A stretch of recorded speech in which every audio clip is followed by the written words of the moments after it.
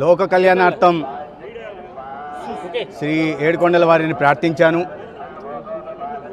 వికసిత్ భారత్ నిర్మాణ కావలసిన శక్తి సామర్థ్యాల్ని ఈ దేశ ప్రధానికి, అదేవిధంగా వికసిత ఆంధ్రప్రదేశ్ నిర్మాణానికి కావలసిన శక్తి సామర్థ్యాల్ని ఈ రాష్ట్ర ముఖ్యమంత్రి వర్యులకి ప్రసాదించాల్సిందిగా కలియుగ దైవం వెంకటేశ్వర స్వామిని ప్రార్థించాను.